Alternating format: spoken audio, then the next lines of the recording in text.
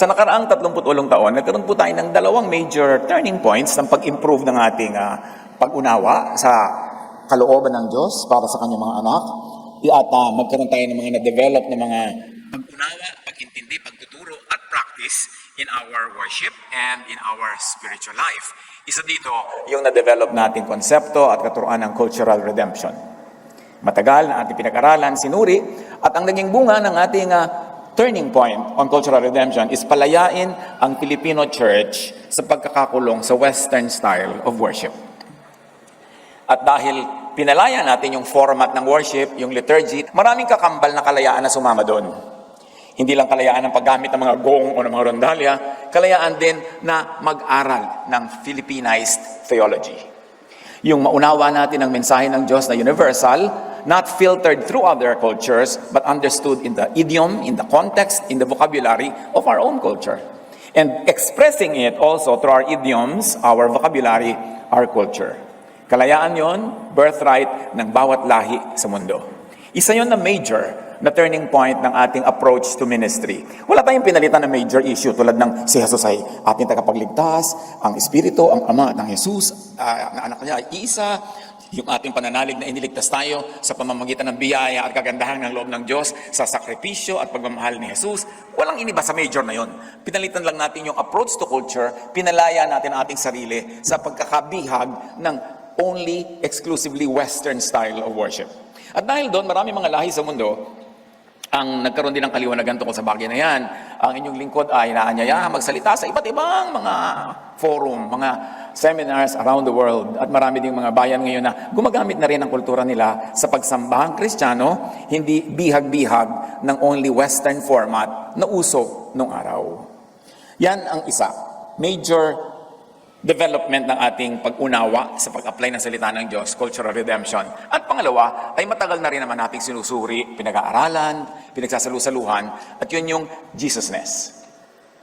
Dahil may mga nagtataka, bakit naman nagpalit ang day-by-day Christian ministries at ginawang Jesus ministries?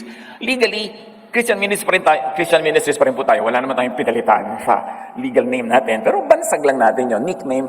Kung baka pag tumatanda ka na ng konti, ang tanda mo na, ang tawag pa sa iyo ay neneng, kuminsan nagiging tita neneng na. Nagkakaroon ng konting adjustment. And so, tinatawag natin ngayon na Jesus Ministries dahil sa pag-aaral natin at sa nakarang 18 taon, na-realize natin na halo-halo ang sinusunod ng Christians. Narong sumunod sa law, narong sumunod sa grace, narong sumunod kay Moses, narong sumunod kay Jesus, narong pinaghalo-halo, nagkakaroon ng confusion. At dahil tayo ay Christian, kailangan pa ba namang i-memorize na dapat nakafocus kay Christ? Kaya binigyan lang natin yun ng diin. Nilinaw lang natin na ang ating Lord ay si Jesus. Ang ating Savior ay si Jesus. At ang ating teacher, yung Rabbi, si Jesus. Kaya nililinaw natin na lahat ng katuruan before Jesus came and after Jesus, in that last 2,000 years of Christian history, lahat ng katuruan na yon, sasalain natin sa katuruan ni Jesus. Yung approve si Jesus, tuloy, gawin natin. Yung hindi na niya in-approve, yung pinalitan na niya, in-update na niya, hindi na natin kailangan paghirapang sundin if Jesus already set us free from those laws. Kaya yun ang ibig sabihin lang naman ng Jesusness. Walang naiba na sinasamba ang ating Ama sa Langit in the name of the Lord Jesus. But now, we have a filter. Pag may nagtatalo-talo, nag-aaway-away ng doktrina, tulad ng babaeng nahuli sa pangangalo niya, gustong batuhin, according to the law, alam natin na hindi pinabato ni Jesus. Ang namayani ay Jesusness. And along that principle, we measure. We filter every teaching kung ano ang attitude ni Jesus doon. Itutuloy ba yan ni Jesus o hindi na? I-encourage ba yan ni Jesus o hindi? At pagka ang mga teaching ay approve naman ni Jesus, or silently may approval dahil hindi dinisapprove loudly, di tuloy. Mga teachings ng Old Testament na nagpapabait, mabuti, pag-ibig, respeto sa kapwa, tuloy lahat yan. Huwag kang mag-agaw ng asawa ng may asawa, huwag kang magnakaw ng lupa ng may lupa, tuloy lahat yon. Kasi papasa yon sa Jesus filter. Pero yung mga batuhin mo ang may kasalanan, sabi nila, sabi ng law ni Moses, batuhin hanggang mamatay, hindi na ipinabato. Therefore, hindi na rin tayo mambabato. Yun ang ibig sabihin ng Jesusness. Si Jesus ang standard, siya ang susundin. Meron tayong isang nilinaw na terminology na dati na nating nililinaw, pero dalangin natin, nadagdagan ng kalinawan. Yun yung ibig sabihin ng ma-born again. And we came to a conclusion that yung ma-born again is to be born again from the law to grace. Ipanganak na muli mula sa pagiging nasa ilalim ng law hanggang napailalim ka sa grace and love. Yun ang ibig sabihin ng born again. Merong object, you are born again from to. From the law to grace. At ngayon naman, merong pang isang napakahalagang terminology na katuruan ni Jesus. Worship in spirit. Anong ibig sabihin to worship in spirit? Yung bumubula ang bibig mo, worship in spirit ba yun? Di ba? Yung inaakyat mo yung kortina, nakakarating ka sa kisame, worship in spirit. Ano ba talaga yan? Anong ibig sabihin ng age of the spirit? Na nung si Jesus dumating, pag ahon niya sa tubig, from baptism, bumaba yung Espiritong Banal sa kanya, the age of the Spirit has obviously dramatically begun. And climaxing in the arrival of the Spirit at Pentecost. A new age had begun, the age of the Spirit. Pero maraming mga nagsasabing Kristiyano sila, patuloy silang under the age of the law. May naiba na. Kung may na born again, na iba ka born again from the law to grace, may na born again din sa age of the Spirit. From what to what? At yan ang ating sisikaping hinga ng kaliwanagan mula sa Diyos. John 4:21-24. Jesus said, God is spirit. So the people who worship Him must worship in spirit and in truth. Ano yung contrast niyan? Because the people in Israel at the time were worshiping in form, in format, in material way. Mga insenso, mga apoy, mga dugo, mga ganyan-ganyan, mga chants. Ang worship nila noon, format, program, ritual. Sabi ni Jesus, no, things should change. You should now worship in spirit, in truth. Beyond the material expressions that you already see, there must be a new, a high form of worship, and that is to worship in spirit. At yan ang pag-aaral natin ngayon, worship in spirit. Turuan niyo po kami, Ama. Kasihan niyo po kami. Bigyan niyo po kami ng kaliwanagan. Palayain sa kadiliman. Palambutin ang aming puso na kuminsan ay pinapatigas ng law. Teach us. Be our speaker. Be our teacher. In the name of Jesus we pray. Ang ating pag-aaral ay John chapter 4:4-54. And in between those many verses, meron tayong mangilang-ilang verses na gugunitain para lalong bigyan ng diin yung itinuturo ng ating main verses. John 4:4-6. Kinailangang dumaan si Jesus sa Samaria. Dumating siya sa isang bayan na tinatawag na Sychar. Dito matatagpuan ang balon ni Jacob. Dahil napagod si Jesus sa paglalakbay, umupo siya sa tabi ng balon. Halos katanghalian na noon.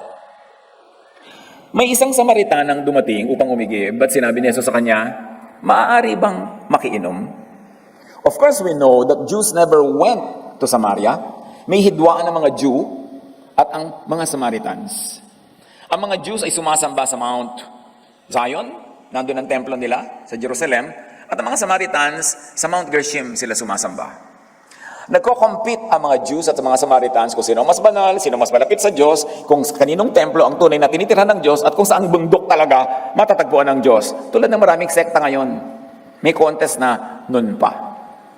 Nagpapaligsahan. So si Jesus, dramatic. Kasi Hudyo siya eh. Tapos pumunta siya sa Samaria. Ang mga Jews, iikot ng malayo, imbes mag-shortcut through Samaria. Kasi umiiwas sila sa mga Samaritans. And consider nila yung marurumi, mga second class na mga nilalang. Si Jesus, hindi lang nagpunta sa Samaria, umupo pa siya doon sa balon na pinupuntahan ng mga tao para umigib. And here comes a woman, Samaritan na nga, woman pa. Tapos sabi ni Jesus, pwede bang makahingi ng maiinom sa'yo? Parang ang daling basahin yan ngayon eh. Pero kung nabubuhay ka noon, napaka-revolutionary niyan. Hihingi ka ng tubig sa isang babae, lalaki ka. Tapos Samaritan siya, Jew ka pa.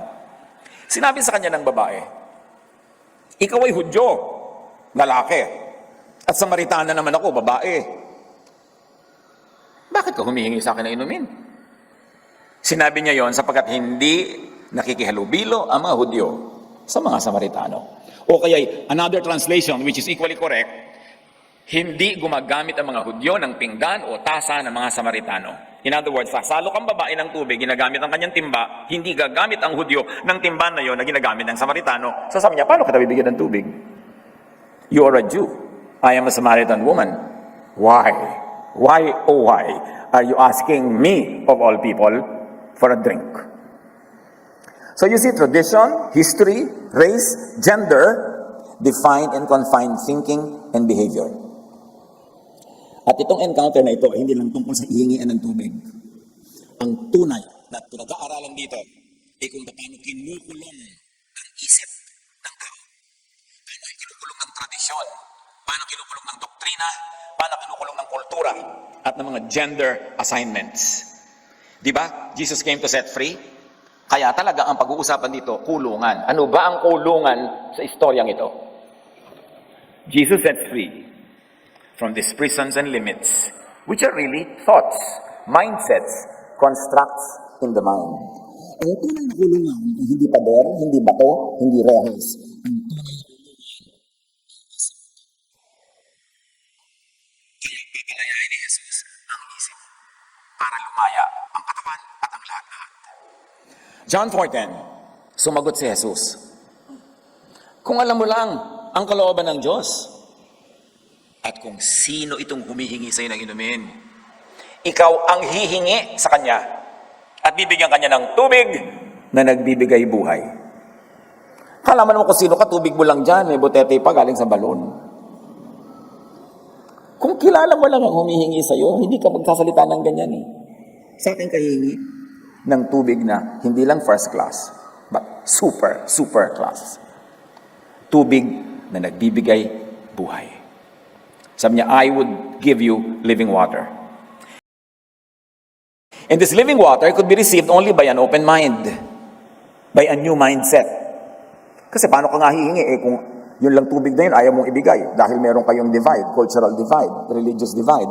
Sabi niya ganun, kung matatawid mo lang yung pader na yan ang utak mo, pupunta ka sa akin, hihingi ka, ang ibibigay ko sa iyo, tubig na nagbibigay ng buhay.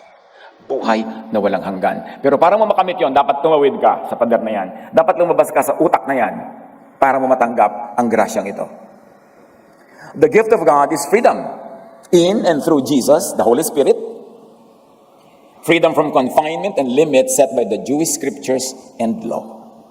Bakit pumasok ang Jewish scriptures and law sa usapan? Yun naman talaga, nag-limit sa kanila eh. Pati mga Samaritan are limited by their scriptures, by their laws. Yun ang nakagapo sila, napipigil sila, nakatali sila. Sabi sa Ephesians 2:14-15, Christ gave His own body to destroy the law of Moses with all its rules and commands. Ang linaw. Sino man ang magsasabing sila'y alagad ni Jesus, sila'y nagtuturo ng katuroan ni Jesus, ay susunod sa ginawa ni Jesus na halimbawa. He destroyed the law of Moses that imprisoned people, that limited their belief, that limited their freedoms, that limited their very lives. Jesus came to destroy the law of Moses. Anybody who says followers sila ni Jesus must do the same. Or must at least enjoy the freedom already given by the finished act of Christ, that is, destroying the law. Not the moral law, ha? Hindi yung mga huwag kang makikiapid, huwag kang gagawa ng masama. Yung law na yun tuloy. Pero yung mga religious laws that limited, tulad ng Sabbath, tulad ng diet, tulad ng mga gender roles and assignments, mga cultural laws associated with religion, winasak na lahat ni Jesus yun para makalaya ang tao. Para pwede na magtalastasan ang Jew at ang Samaritan at ang Gentile. Galatians 5:1. So Christ has truly set us free. Now make sure that you stay free and don't get tied up again in slavery to the law. Nakita niyo kung paano tawagin ni Paul ang law? Enslaving. Sabi niya, pinalaya na kayo. Huwag na kayo magpapatali pang muli sa pagkaalipin sa mga batas na yan ng relihiyon ng Israel. John 8:36. So if the Son sets you free, you will be free indeed. And what part of our anatomy is set free by Jesus? Our brains, our mind, our mindset. Because really, there is only one true prison under heaven. That is the mind. Kaya ang mission ni Jesus, papagliwanagin yung isip, palayain yung isip. John 4:11, sa pagtutuloy ng kwento, nagsalita ang babae, Ginoo, malalim ang balong ito at wala ka namang pansalok. Saan ka kukuha ng tubig na nagbibigay buhay? You have no tool and you cannot use mine because you're a Jew. I am imprisoned by that thought and so must you be imprisoned. So there can be no helping between the two of us because we are limited by our traditions, by our scriptures, by our religions. Ang issue is Jewishness, race, religion as limitation. And actually, Jewishness, race, religion are issues of thought. Isip. Anong iniisip mo tungkol sa'yo? Shaped by your religion, by your race. John 4:12. Ang balong ito ay pamana pa sa amin ng aming nununong si Jacob, pagyayabang pa ng babae. Dito siya uminom. Gayon din ang kanyang mga anak at mga hayop. Higit ka pa ba sa kanya? Sumagot si Jesus. Ang bawat umiinom, ang bawat subscriber ang bawat umiinom ng tubig na ito'y muling mauuhaw. Ngunit ang sino mang umiinom ng tubig na ibibigay ko sa kanya ay hindi na muling mauuhaw kailanman. Ang tubig na ibibigay ko ay magiging batis sa loob niya. At patuloy na bubukal at magbibigay sa kanya ng buhay na walang hanggan. Can you imagine that? Ang ibibigay ni Jesus, built-in, dala-dala mo, portable batis. Kahit sa ka magpunta, dala mo. Kahit lumayo ka sa balon, wala kang pansalok, meron ka nun. It becomes a fresh, bubbling spring within them, giving them eternal life. Everyone who drinks this ordinary water, sabi nga ni Jesus, subscribe to this religious idea and belief, will never be satisfied and rested. Pag ipinagpilitan mo yung Samaritanness mo, aking Jewishness, pare-pareho lang tayong mamamatay sa uhaw. Walang masisiyahan. Anyone who subscribes to this religious idea and belief will never be free from having to repeatedly need and draw from deep wells. Actually, malalim yung sinasabi ni Jesus eh.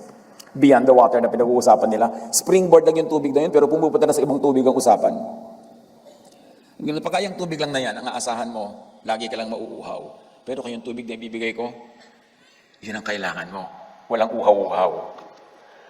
God's gift through Jesus is living water from within. Therefore, it is internal, it is personal. Balong ng tubig ng buhay mula sa loob, mula sa kalooban. Hindi galing sa ilalim ng lupa, hindi galing sa bundok, hindi galing sa templo, hindi galing sa relihiyon, nasa kalooban. Ang laki ng nakataya sa usapang ito. Pati yung mga religious sentiments sila nakataya. Kasi lahat yun mabubuwag kung maiintindihan ng nakikinig kung ano ang tubig na tinutukoy ni Jesus. Luke 17:20-21. Some of the Pharisees asked Jesus, when will God's kingdom come?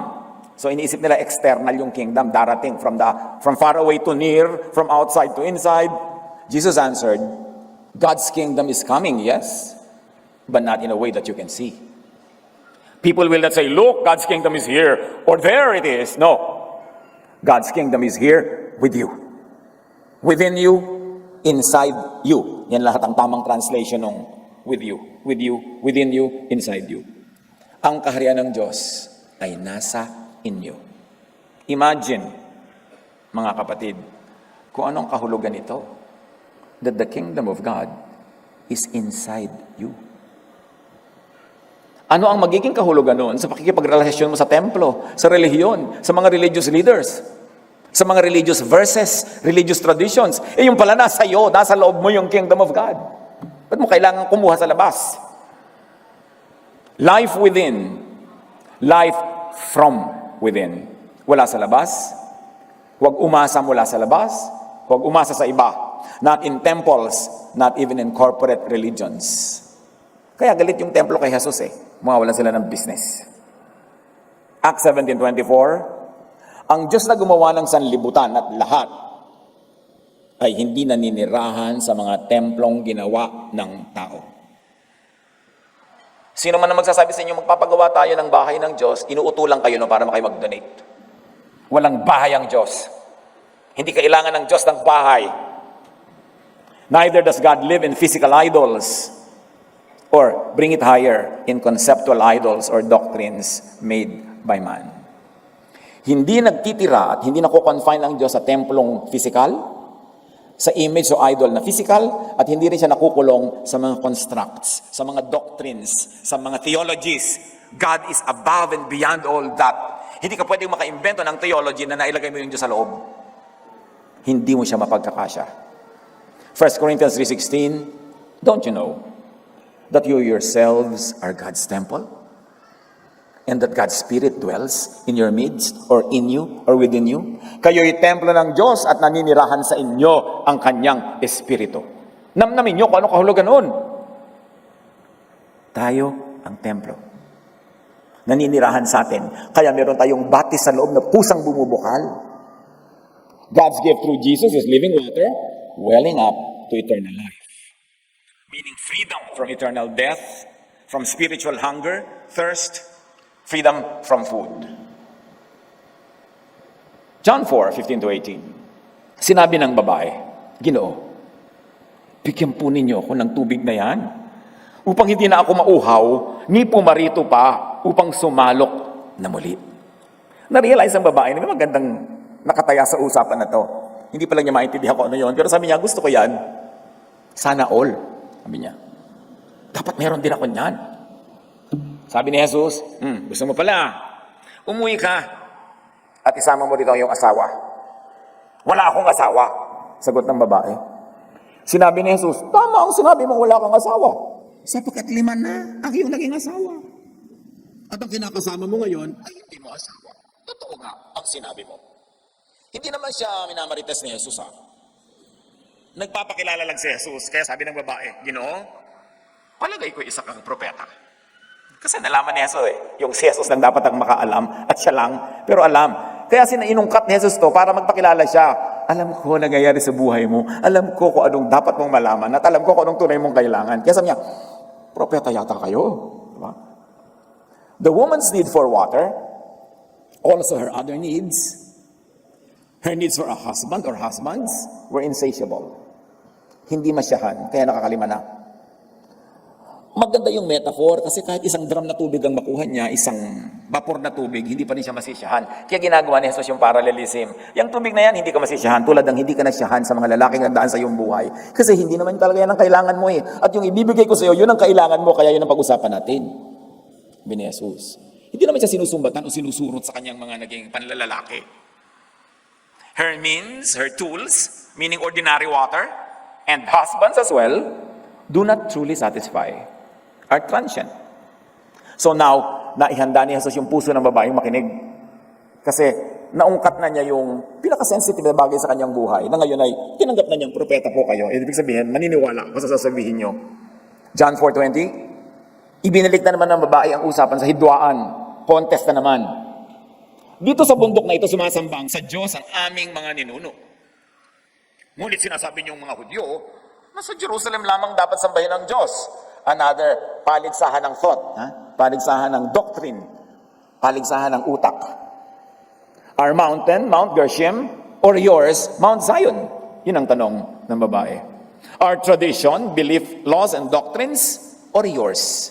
Alin ba ang superior? Kaya sabi niya, higit ka pa ba sa aming ninunong si Jacob na naghukay ng balon na to? John 4:21, sinabi naman ni Jesus, maniwala ka sa akin. Darating ang panahon na sasambahin ninyo ang Ama, hindi nasa bundok na ito. Hindi rin sa Jerusalem. Ibig sabihin, mali kayo, mali rin ang mga Jew. Darating ang panahon na lalabas ang katotohanan, hindi naman talaga dyan sa dalawang bundok na yan dapat sambahin ng Diyos. Not on the Samaritan nor on the Jewish mountain, which also means not on the Samaritan or the Jewish tradition, beliefs, laws, and doctrines, not on the Samaritan and Jewish thought. Not there. The truth is not there. The spring is not there. Ang tunay na sumasamba sa Ama ay sasamba sa Kanya sa Espiritu at sa katotohanan. Hindi sa lugar, hindi sa bundok, hindi sa building, hindi sa liturgy, hindi sa ano paman, hindi sa doktrina, hindi sa scriptures. Sabi niya, sa Spirit and truth. Sapagkat ganyan ang uri ng pagsambang ninanais ng Ama. Bakit? Ang Diyos ay Espiritu. At ang mga sumasamba sa Kanya ay dapat siyang sambahin sa Espiritu at sa katotohanan. In thought. Not a physical location, not a man-made temple, not by outward actions, activities, gestures, rituals, or programs. Not by man-invented religious formula or man-formulated doctrines and dogma. Not by form, formality, and text. Not in ignorance or falsehood. God is Spirit, therefore God is Word, thought, idea. Kaya si Jesus, in the beginning was the Word. In the beginning was the idea, the thought, the concept. Ang usapan, sa isip, wala dyan sa mga nakikita sa labas. And his worshippers must worship in the spirit and in truth, in the word, in thought, in idea. And if you like to bring it another level higher, worship must be done in spiritual impulses, vibrations, frequencies from within to the heavens into the circle of God. Dapat malinaw kung saan lumilipat. From within the person into the heart of God. Direct. Romans 8:26. We are very weak. And may I suggest we are very weak in thought. But the Spirit helps us with our weakness. We don't know how to pray as we should. But the Spirit Himself speaks to God for us. He begs God for us, speaking to Him with feelings too deep for words. You see, sabi, we don't know how to pray. Tapos sa atin ka ng prayer meeting, may listahan, ito ipagpe-pray mo. Ito ipagpe-pray. Aba, mabuti ka pa, alam mo. Kung ano ipagpe-pray, samantala sabi ng Romans, ang Espiritu, hindi nga tayo makapag-pray, magpe-pray na for us in our behalf. Kasi hindi tayo makaspeak ng spiritual language at this present limitation. We don't know how to pray. Do not presume. Sabi ganon, but the Spirit prays for us, speaking in God language to God for us, who do not speak that language at the moment. So worship in spirit and in truth supersedes tradition, doctrines, and even religious scriptures. Tandaan niyo yan. Ang tunay na worship in spirit, lampas sa scriptures na written, sa doctrines na ginagawa ng mga tao, at sa mga tradisyon, lampas. Kasi kung hindi, edi alam natin how to pray. We don't know nga sa kabila ng karami-raming doctrine. Worship in spirit and truth defines, redefines, transcends, interprets, reinterprets, updates, and upgrades everything. Ang spirit ay hindi lang motif, hindi lang flavor. The age of the Spirit changes everything in the dynamics between man and God. In prayer, in worship, revolutionary to. Buong superstructure papalitan. Hindi lang konting dagdag dito, change of color and motif there. Hindi gano'n ang pagdating ng Spirit. Dapat merong malaking maiba. The teachings of the Holy Spirit and Jesus are beyond and above written, fixed, and fossilized religious texts. Hindi masama ang religious text. Ang daming natututunan. Hanggang ngayon, may mga universal values na matututunan. Pero while you are text-based, you must not be text-limited. Yun ang sinasabi ng age of the Spirit. Tapos na ang age of Scripture carved in stone. Dahil ibibigay na ng Diyos ang Spirito directly to people. Bypassing stone, bypassing temple, bypassing religions, direct to the hearts of people. Siyempre, ayaw ng religion yan kasi nawawalan sila ng franchise, nawawalan sila ng power, nawawalan sila ng control. Ayaw nila yan. Kaya galit sila kay Jesus.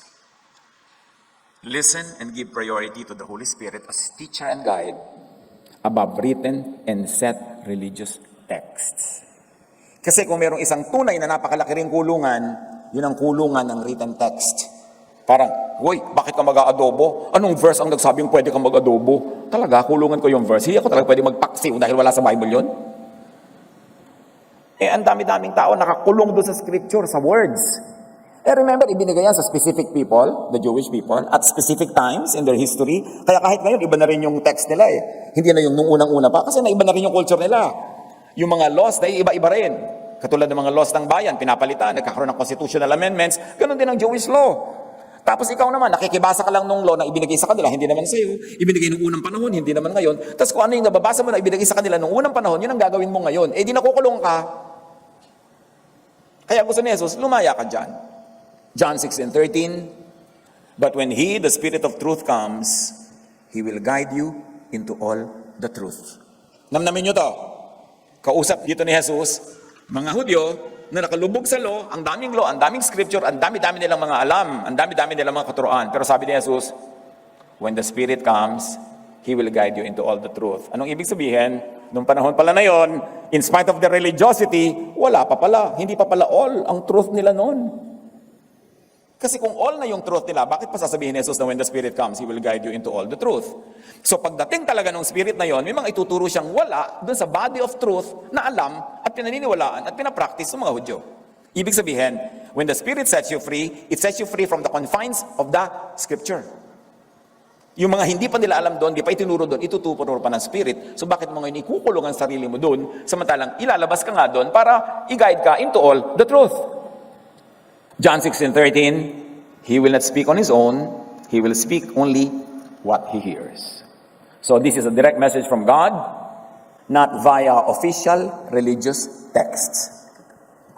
Addressed to the new creation, the new person, the born-again person, to the new mind, the new receiver. The mind is not a factory of thoughts. It is a receiver of thought. Kaya yung mind mo, pag na-born again, tumanggap kay Jesus, nagkaroon siya ng bagong frequency, nagkaroon siya ng bagong capacity to understand, nagkakaroon siya ng bagong capacity to understand messages from God, from the heart and mind of God. Napansin niyo ba kung minsan nagpa-problem solving kayo, isip kayo ng isip, hindi niyo naman ma-solve. Pero minsan, nagsasabon lang kayo, nagtatanggal ang mga libag-libag, pumasok yung solution sa utak niyo. Hindi niyo naman talaga inisip. Siyempre, wala namang kinalaman sa libag yun. Ang point, ipinagkaloob. Ang utak natin, kaya ibinigay yan ng Diyos, hindi para ka mag-isip sa sarili mo, para ma-receive mo ang sinasabi niya sa iyo ng buong linaw. Ang isip na yan, para makatanggap ng new message sa new age of the Spirit, kailangan siya maging new heart. Kaya sabi, I will remove your heart of stone and give you a heart of flesh. Kailangan ma-born again yung utak mo, mapalitan ng frequency, ma-upgrade ang kanyang mga specs para makatanggap siya ng mga leveled up impulses and messages. Mangyayari lang yon pag tunay kang born again. Nakakatanggap ka at tinatanggap mo ang mga katuroang labas sa dati mo nang alam, yung iba kabaligtaran ng dati mong alam. Kasi kung si Jesus darating para lang ulitin niya yung dati nang alam, wala naman siya idadagdag, walang iibahin, ba't pa siya dumating? Sayang naman yung pagod niya. Kaya siya dumating para palayain ka doon sa mga dating kulungan ng isip na yan at bigyan ka ng bagong mind, bagong thought, bagong spirit. At binigyan ka rin ng bagong command. Ipinalit sa lahat ng laws, isang command, love. You see, Jesus is about change. The Holy Spirit is about change. You cannot just continue being Jewish under the law. Tapos sasabihin mo, Christian ka. May pagbabagong malaki. John 14:26, ang patnubay, ang Espiritu Santo na isusugo ng Ama sa pangalan ko, ang siyang magtuturo sa inyo ng lahat ng bagay. So hindi pa pala alam ng mga Jews at that time, di ba? Ituturo pa lang. Tapos ngayon, ikukulong mo yung sarili mo sa dati nang alam ng mga Jews, di wala kang bagong matututunan. Romans 7:6. Ngunit malaya na kayo ngayon mula sa kautusan. Saan lumaya? Mula sa kautusan. Tatandaan nyo kung saan lumaya. Na born again from the law. Ngunit malaya na tayo ngayon mula sa kautusan dahil namatay na tayo sa kasalanang dating umaalipin sa atin. Ibig sabihin, namatay na si Jesus, parang namatay na rin tayo by substitution. Hindi na tayo tatabla ng mga kasalanan na yan dahil namatay na tayo. Di ba? Pag namatay ka, yung utang di mo nababayaran, yung lahat ng mga, dahil above the law ka na, lampas ka na. Ganon din yun. Namatay ka na sa kasalanan. Tapos yung iba naman ngayon, pinipilit ka pa rin patayin sa kasalanan, parusahan, pinipilit ka pa rin pagdusahin dahil nagkasala ka, namatay ka na nga sa kasalanan through Jesus. Ba't hindi naiintindihan yung turo na yun ni Jesus? Ngunit malaya na tayo ngayon mula sa kautusan dahil namatay na tayo sa kasalanan ng dating umaalipin sa atin. Kaya, tayo'y naglilingkod sa Diyos, hindi ayon sa lumang batas na nakasulat, yan yung scripture, kundi ayon sa bagong buhay ng Espiritu. Hindi na kayo limited sa written text. Lampas na tayo doon. Nandito na kayo ngayon sa hindi nakasulat. Sa batas na nakasulat sa inyong puso na ibinibigay ng Espiritu. But now, by dying to what once bound us, the law, we have been released from the law so that we may serve in the new way of the Spirit. Read with me aloud. And not in the old way of the written code. Ang hina nyo naman magbasa. We serve in the new way of the Spirit, and not in the old way of the written code. Kasi natinig nyo sa sarili nyong boses yan. Not in the old way of the written code. Tapos ngayon, ang mga Pharisees, lagi kang ibabalik sa written code. Lagi kang ibabalik sa law. Tulad nung sabi nila sa kay Jesus, ang babaeng ito, according to the law of Moses, dapat batuhin. Yun yung sinasabi ng written code.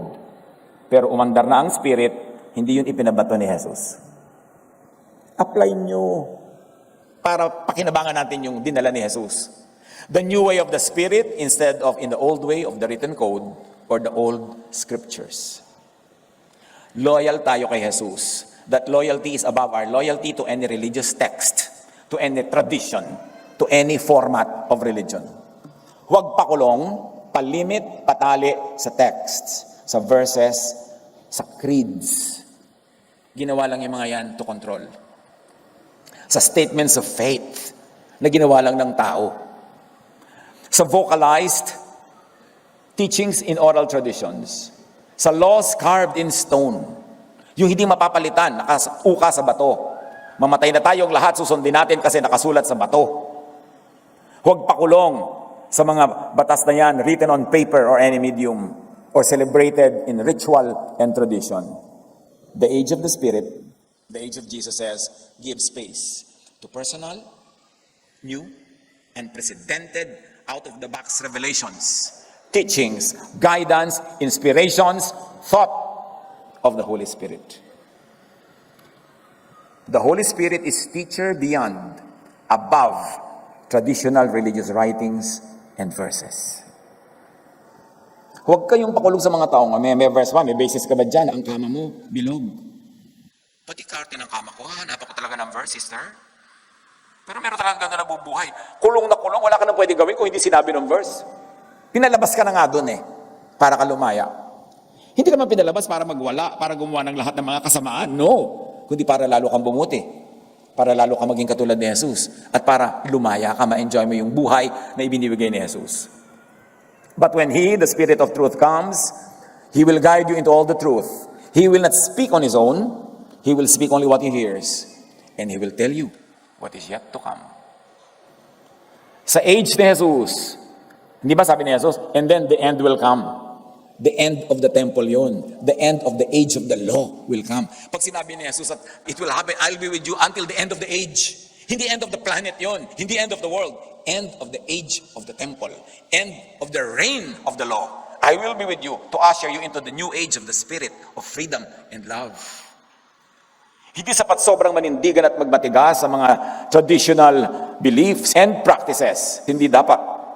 Kasi sabi nga ni Jesus, hindi pa yun all truth. Sabi niya, the Spirit will reveal to you all truth. So ibig sabihin, yung body of knowledge sila at that time, hindi pa yun all. May kulang. The Holy Spirit will not speak on His own, unlike Israel's religious teachers, but speak even from a higher and the highest authority, not from human institutions that they have, but from heaven. Tapos i-ignorin mo. Lahat ikukulong mo na naman sa verses. Walang nangyari. The Holy Spirit will speak of things the Israelites had not even heard before, from their religious authorities, traditions, and doctrines. So huwag pakulong sa isip, sa utak, sa belief ng ancient Israelites. Hindi tayo limitado sa naging limitasyon nila. Hindi tayo inuutusang ikulungan sarili natin sa mga naging kulungan nila. Dinala na ni Jesus ang mga Israelita to a new age of the Spirit and freedom. Tapos yun ang mga non-Israelites who were never under the law, kung naging Christian, doon pa nagsabong pusa, doon pa napailalim sa law. Yung mga Jews pinalaya na ni Jesus sa law, ikaw naman na hindi Jews, sasali ka pa. Ano ba naman yun? Konting pag-iisip. Jesus teaches the truth unheard of by ancient Israel, far beyond what Israel had already heard, to be taught by the Holy Spirit no less, coming from God directly, has yet to come, but was coming soon. Of course, that was said 2,000 years ago. Therefore, Israel and all believers had better be ready to hear new teachings. Israel and the non-Israelite believers of Jesus had better be ready to hear new things unheard of in the Jewish scriptures. Malinaw ba? Kailangan ready ka na makarinig ng bago, ng iba, ng nasa labas, ng kinaugalian ng Israel. Mark 1:27. Kaya nga pagdating ni Jesus, na obvious na yon. Ang lahat ay namangha, kaya't sila'y nagtanungan sa isa't isa. Paanong nangyari yun?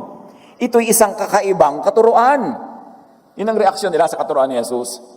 Makapangyarihan niyang nauutusan ng masasamang espiritu at sumusunod naman ang mga ito sa kanya. Proof of genuineness. You see, ang katuruan ni Jesus ay kakaiba, bago. Hindi repeat nung luma.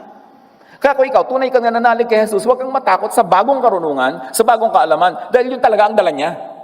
Hahanguin niya ang Israel sa mga lumang kaalaman na nagkukulong sa kanila. Therefore, Israel had better be willing to obey, to hear new teachings, and able to change their minds, their thoughts, their beliefs. Ang tunay na conversion ay hindi nagpabautismo. lamang. Hindi nag-join ng isang church lamang.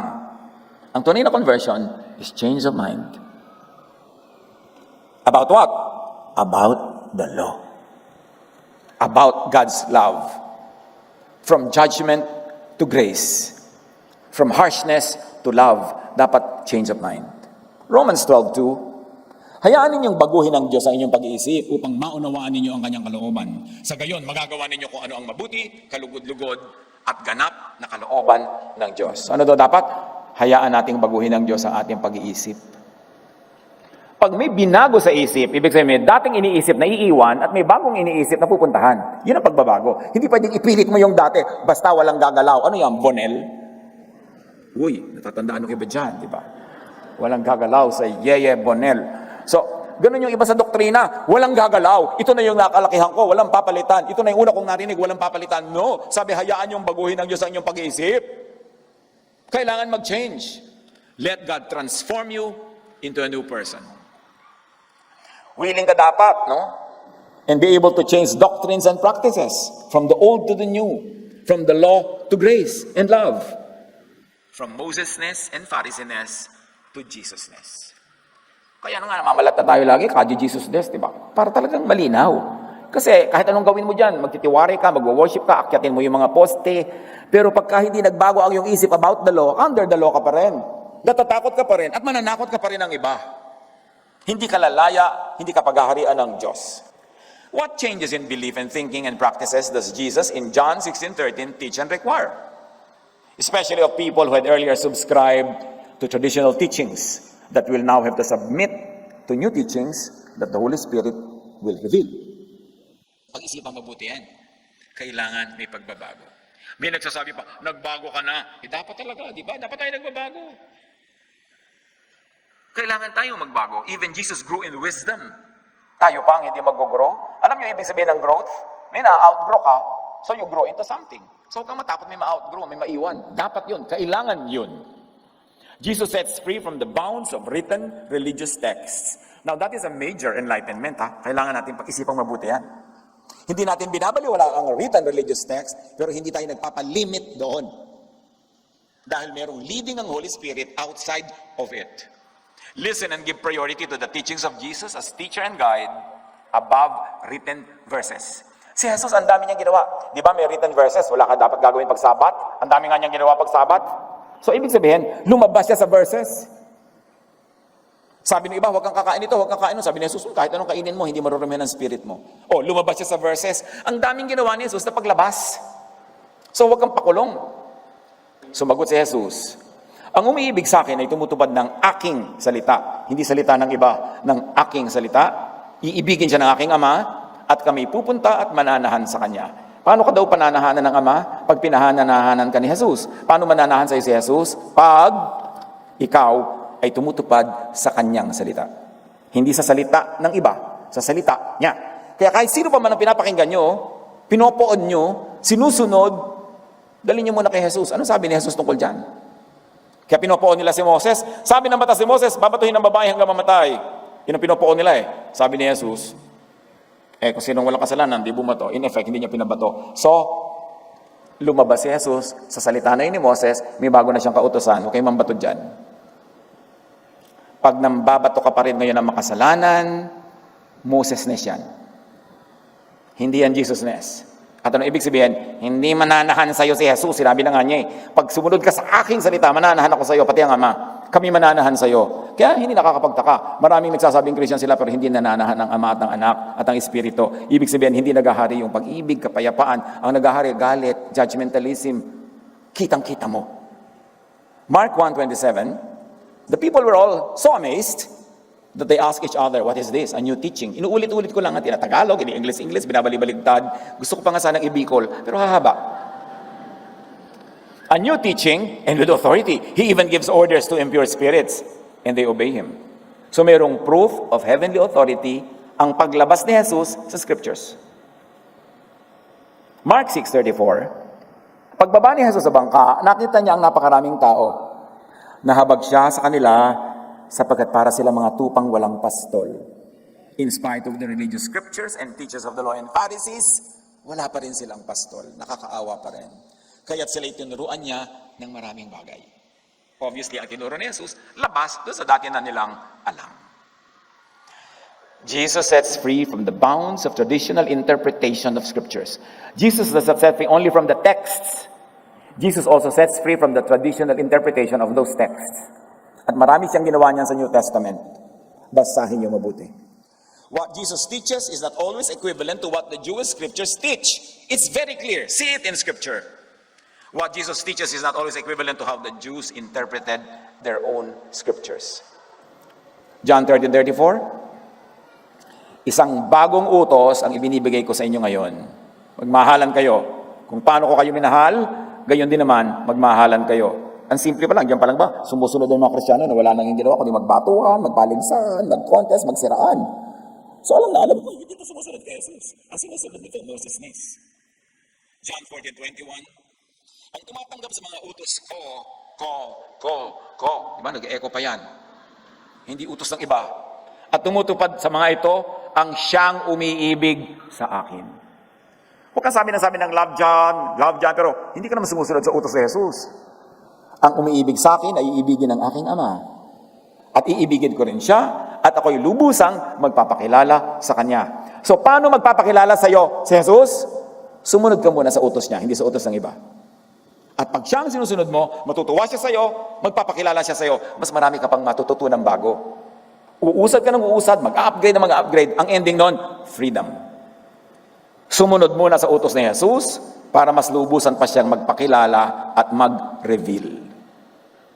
Jesus sets free by giving space for what the Holy Spirit teaches apart from and outside of written verses. We respect the verses and we use the verses as long as they pass the Jesus filter. That should be clear.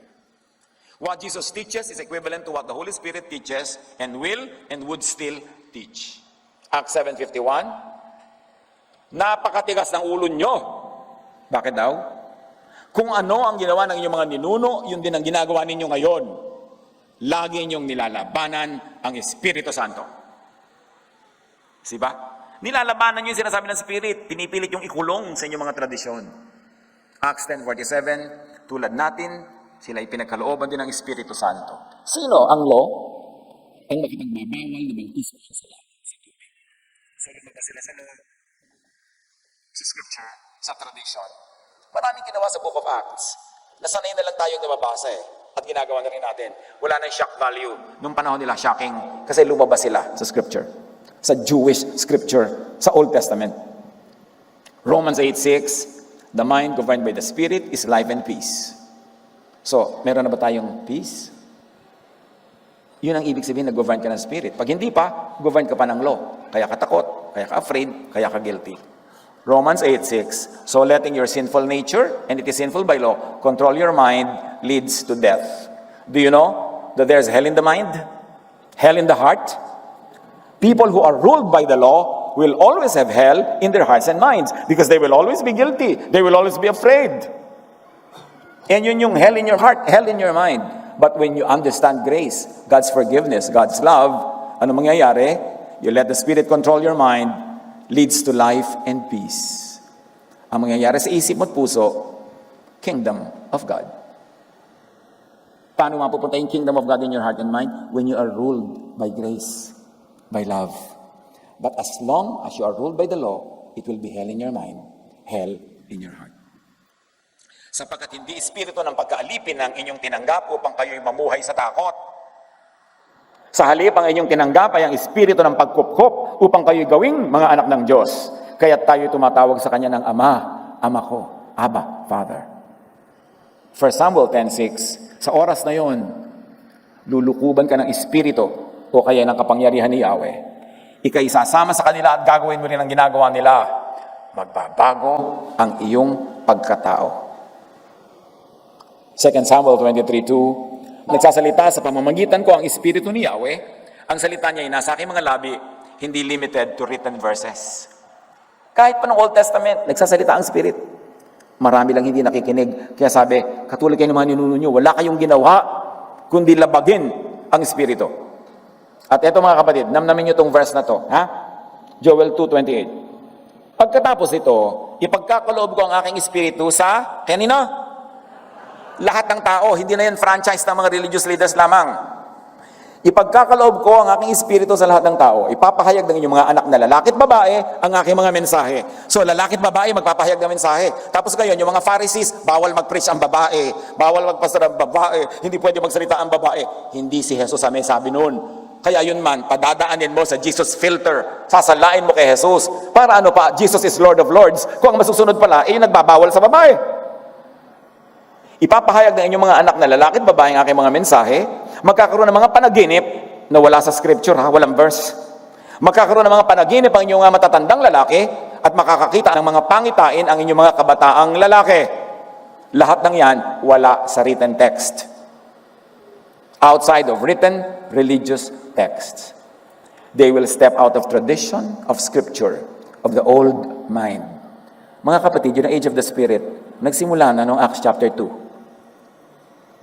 Nung sinabi ng mga taga-Jerusalem, uy, lasing yata kayo, ang pinagagawa ng mga apostle, ba't kayo ganyan? Sabi ni Pedro, hindi kami lasing. Ito yung sinabi ni Joel. Lahat magtuturo, lahat mayroong katuruan, lahat may revelation. Pero syempre, after Acts chapter 2, sinupress uli ng church yon, kinontrol uli ng mga pare, ng mga religious leaders, sila lang uli ang may karapatang magsalita. Nag-backslide actually ang Christian church, bumalik sa law. Kaya dapat palayain natin doon at dalhin natin talaga sa grace kung saan gusto ni Jesus na magpunta ang kanyang church. Luke 4:18, ang Espiritu ng Panginoon ay sumasa akin, sapagkat hinirang niya ako upang ipangaral sa mga mahihirap o naghihirap under the law, ang magandang balita ng God's love and grace above the law. Isinugo niya ako upang ipahayag sa mga bihag ng law na sila'y lalaya by grace, at sa mga bulag dahil sa madalim talukbong ng law na sila'y makakakita. Isinugo ako upang palayain ang mga inaapi ng teachers of the law and Pharisees. Yung mga parenthetic expressions, suggested serving yon. But you know, when you really synthesize the readings, doon ka uuwi, doon ka pupunta. Romans 8:2, and because you belong to Him, the power of the life-giving Spirit has freed you from the power of sin that leads to death. Sa pamamagitan ng kautusan ng Espiritong nagbibigay buhay, dahil sa pakikiisa natin kay Kristo Jesus, pinalaya na ako mula sa kautusan ng kasalanan at kamatayan. Jesus sets free by decriminalizing spirit-led breaking and stepping out of the law. Kasi alam nyo, kinicriminalize ng mga Pharisees ang pag-step out of the law. Pagka hindi ka na sumunod sa law, criminal ka na. Pagka may ginawa ka na hindi prescribed by the law, criminal ka na. No, Jesus sets free. Jesus decriminalized spirit-led breaking and stepping out of the law. As very, very graphically expressed, yung babae, hindi niya sinunod yung law, hindi niya pinabato. Galatians 5:18, salamat na lang, 50 pages na lang pala yung natitira sa notes ko. Lapit na to. Galatians 5:18, but if you are led by the Spirit, church, read, you are not under the law. Tiyakin nyo lang na Holy Spirit, baka naman Spirit of the glass yan, no? Marami naman mga Spirit of the bote, tiyakin nyo lahat Spirit na huli. Ibig sabihin, wala siyang ipapagawa sa inyo na hindi sang-ayon sa pag-ibig, kabutihan ng Diyos expressed in Jesus. Jesus pa rin yung filter. Para may protection ka rin kung ano-ano spirit ang maisip mo dyan. But if you are led by the Spirit, you are not under the law. Halimbawa, sabi ng napakahigpit na church, walang a-absent na Sunday school teacher, 52 Sundays a year. Dapat nandito kayo, bumiyak man ng lupa, kumidlat, di ba, magka-tsunami, magkaroon ng earthquake, magturo kayo dyan. Ito ngayon yung lola mo, nagtatampo sa'yo, naglalambing, taga-malayo. Hindi mo na ako dinadala, wala nung na-born again ka. Led ka ngayon ng spirit, pupunta mo yung lola mo, lalagihingalo na nga, di ba? Sasabihin mo doon sa iyong mahigpit na teacher, na superintendent, a-absent muna po ako sa Sunday, pupunta ako sa lola ko. No! The Sunday is for God. Di ba? The whole of it. Hindi lang 1 hour, 1 whole day. Yun yung law. But if you are led by the Spirit, you are not under the law. Kung absent ka. Puntahan mo yung lola mo. Kasi inaalipin ka lagi ng church. Kahit naghihingaluan ka mag-anak, ikakasalang pinsan, ililibing ang lola, hindi ka pinapa-attend. Kahit naman magturo ka na magturo, pareho pa rin yung mga marites, hindi rin naiiba. You are not under obligation to the law of Moses. Lalo naman sa law of the Pharisees. At lalong-lalo naman hindi sa law of modern-day Pharisees. Kung pinapatubayan kayo ng Espiritu, wala kayo sa ilalim ng kautusan.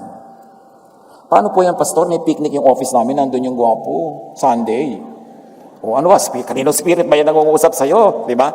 E di makinig ka. Baka naman mapagsarhat ka na ng langit, e di umabisit ka ng isang araw. Ano ba naman yon? Magsasara ba yun, church, dahil lang pumarada ka sa harap ni gwapo sa picnic? Pero i-demonize yan ng mga Pharisees. Bawal sumaya, bawal umibig, bawal magka-girlfriend, bawal magka-boyfriend. Pag tumanda ka namang dalaga at binata at may sakit ka, di ka naman aalagaan, mga dikon na yan. Ako, lagaan ka ng mga yan. No.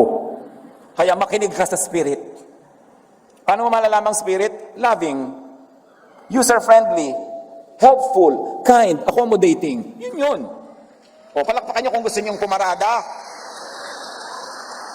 Kung pinapatnubayan kayo ng Espiritu, wala na kayo sa ilalim ng kautusan. Para ano pa dumating si Jesus? Dumating age of the Spirit. Tapos lahat pala ng gagawin mo, nakatali ka rin. Gumising ka, maruha. Kailangan, kasi matagal tayong inuuto ng mga Pharisees, kinukulong, kinukontrol.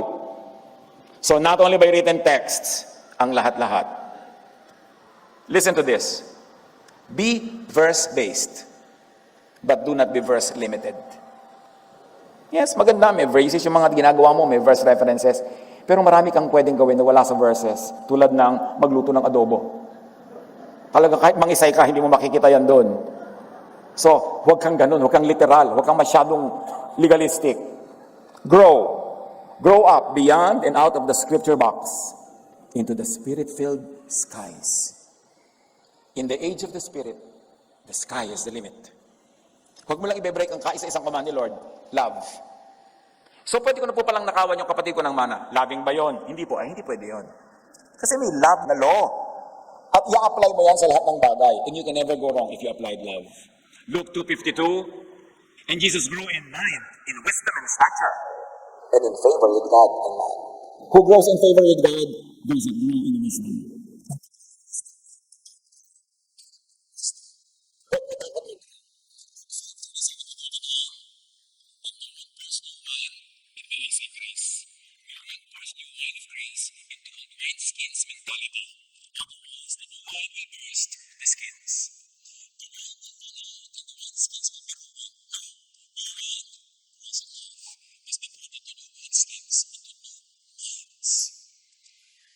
Teaching na love and grace, kailangan tanggapin ang new mindset. Palitan yung utak, palitan yung capacity, yung vibration, yung channel para makatanggap ng bagong meaning. New thought into new receivers. Ephesians 4:15. Rather, speaking the truth in love, we are to grow up in every way into Him who is the head, into Christ. We are to grow up into Christ. Not into Moses, not into anybody, into Christ. 1 Thessalonians 5:19-21. Do not quench the spirit. Do not treat prophecies or new knowledge outside of written religious texts with contempt. But test them all. Hold on to what is good. Balik tayo sa kwento ng babae sa balon. Siya nga pala yun ang kwento natin, so bumalik tayo doon. John 4:25-26. Sinabi ng babae, nalalaman ko pong darating ang Mesiyas, ang tinatawag na Kristo. Pagdating niya, siya ang magpapahayag sa amin ng lahat ng bagay. Akong kausap mo ngayon ang iyong tinutukoy. Sabi ni Jesus, I am the Messiah. Dumating na. So pakinggan. Huwag ipagpilitan ang dati. Huwag ipagpilitan yung mga anti-Jesus scriptures. Huwag ipagpilitan ang anti-Jesus traditions. Dumating na ako, so makinig ka na. Yun ang ibig sabihin ni Jesus. Nakinig nga ang babae ha. Iniwan ng babae ang kanyang banga. At gawin nating metaphor, iniwan na niya yung kanyang old mind, old mindset, old goals, old objectives. May bago na siyang gusto buhay. Isipin mo, nagpunta siya doon, tanghaling tapat, ang init-init para umigib. Ganun kahalaga yung tubig sa kanya at that moment, pero biglang naiba. So alam mo na born again, naiba yung isip niya eh. Iniwan ng babae ang kanyang banga, bumalik sa bayan at sinabi sa mga taga roon, hali kayo, tingnan ninyo ang taong nagsabi sa akin ng lahat ng ginawa ko. Siya na nga ang Kristo. Kaya't lumabas ng bayan ng mga tao at nagpunta kay Jesus. The Holy Spirit filled the woman because the woman listened to Jesus. Makinig ka muna para kapuntahan ng Espiritu. Huwag mo antayin yung Espiritu para kabigyan ng karunungan. Makinig ka muna. John 4:39 to 41. Maraming Samaritano sa bayang iyon ang naniwala kay Jesus dahil sa patotoo ng babae. Sinabi niya sa akin ang lahat ng aking ginawa. Kaya't pumunta sila kay Jesus at nakiusap na tumigil muna siya ron. Imagine, ayaw nila sa mga Hudyo, di ba? Ngayon, nakiusap pa sila. Stay some more. At tumigil nga siya ron sa loob ng 2 araw. At marami pang sumampalataya nang mapakinggan siya. The Holy Spirit touched and filled many Samaritans. Pagkatapos, sinabi nila sa babae, naniniwala na kami ngayon. Hindi dahil sa sinabi mo, kundi dahil sa narinig na namin siya. Alam na namin siya ang tagapagligtas ng sangkatauhan. Hindi na lang sa tagapagligtas sa mga Hudyo, o mga Samaritano, o mga Gentile ng sangkatauhan. Saan siya tagapagligtas? From the law. Yan ang itanim niyo sa utak niyo. Ililigtas ka from the law. Kaya huwag kang maniniwala sa mga taong ibinabalik ka sa law, ikinukulong ka sa law, inuusig ka by the law. Hindi yun alagad ni Jesus. Dahil inililigtas niya tayo from the law. Anong kahulugan yan sa buhay natin na practical araw-araw?